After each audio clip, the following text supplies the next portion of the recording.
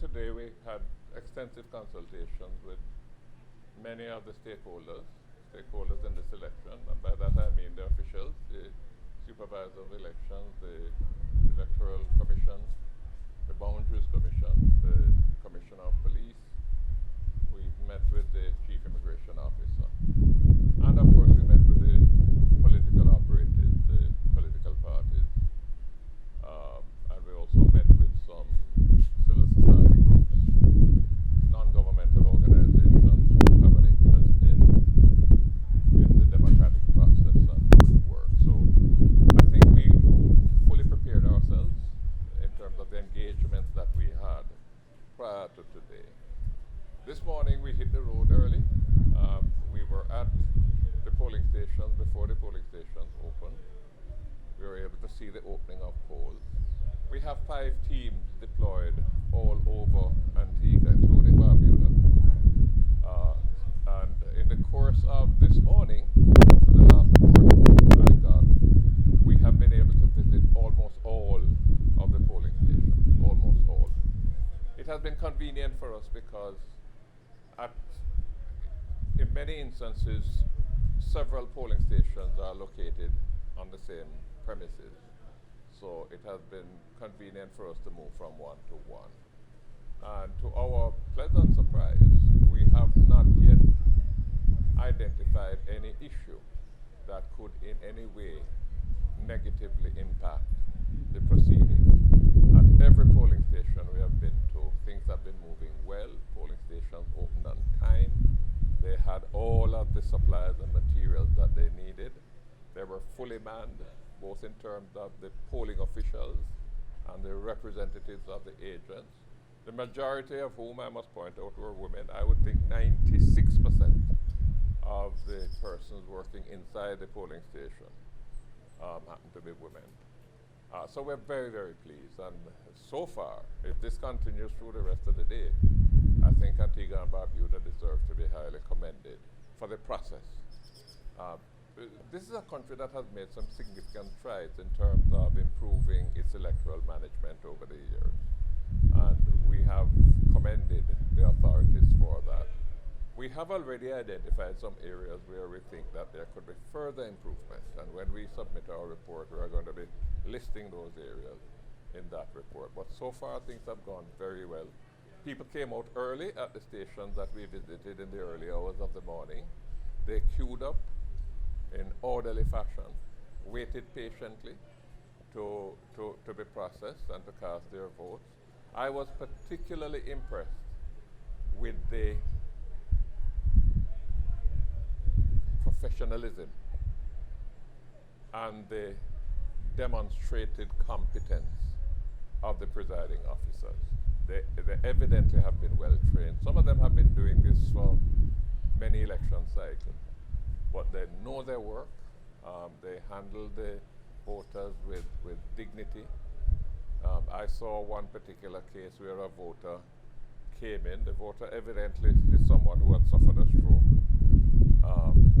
And the presiding officer was quick to go and get a chair and put the chair beside her table so that he could sit. I was really, really impressed, and I think if that is the cadre of polling officials that you have, then your democracy is in good hands. And I've noticed as well this election in particular, they put out videos for. I'm sorry, I'm not hearing you. Oh, I've noticed in particular this election they put out videos for people who are differently abled and people who are disabled, so that they know how to vote and where to vote. Now, people hear observer missions coming to elections all the time. I feel like they don't know what that means, what you guys are looking for, and why it is important. Can you tell us a bit about the process? Well, 2 things I would say. Firstly, on the Electoral Commission's website, there was a very useful video,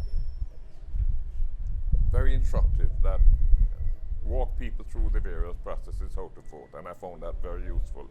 But secondly, at many of the stations, the locations that we visited, you had, I think they call them information clerks, who were walking the grounds, and anybody who was in any doubt could inquire as to where they should vote and what the procedures are and so on. And then, as I said, the presiding officers I found to be very accommodating, very helpful, Um, I suspect that many of them are teachers because they displayed that kind of care and attentiveness to the people they were dealing with. So we're very impressed. I mean, all the rest of my team that we have been in touch with have reported similarly. We're very, very impressed.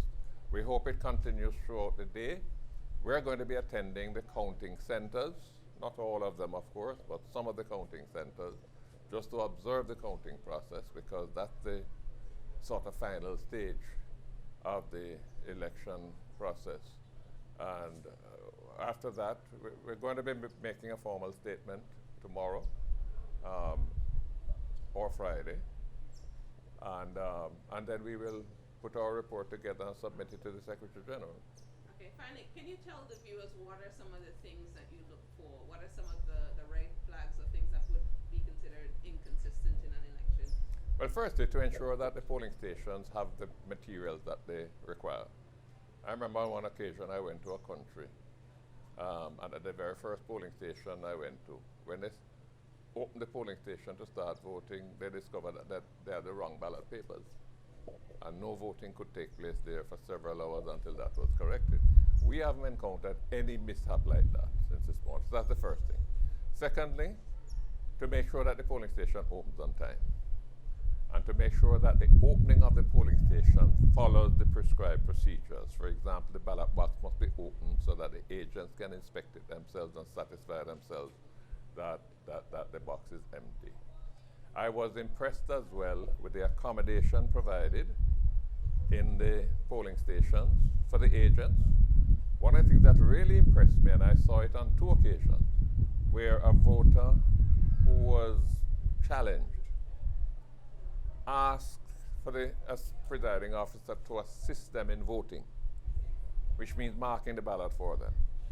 And the presiding officer summoned the agents to come forward, to approach the table so that they could be there to see how the vote was marked.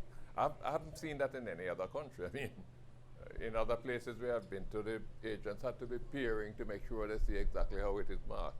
I found that to be remarkable. So these are the kind of things that we look for. We look as well to see what is the demeanor of the voters, how orderly they are, and we could tick off that box today. We look for security presence, and there was police presence at all the locations. One of the things that impressed me as well here is the camaraderie that I saw among the agents of the different political parties. It's almost as if there were a team of people working together. I thought that was very good. This evening we're going to be watching carefully to see how the ballots are tabulated and to ensure that it is done in a transparent manner. I think it will be, but we want to make sure that all of the agents and everybody else, because if there are members of the public who are allowed in, that they are able to see the ballots as they are counted.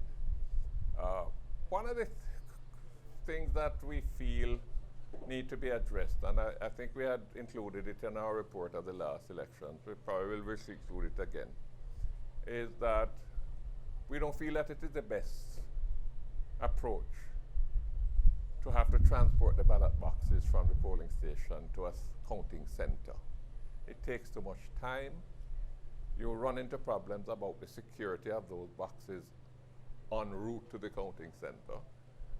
We would much prefer to see a situation, and especially because you have polling officials who are so demonstrably competent, we would much prefer to see a situation where the ballot box is opened and the votes are counted at the polling station in the presence of the agents, and then the results transmitted to the counting center, so that rather than having to wait till 12 o'clock or 1 o'clock in the morning to know who has won the election, you probably would know that by 9:30, So it is perhaps one of the recommendations that we will again put forward and hope that the authorities will give it consideration.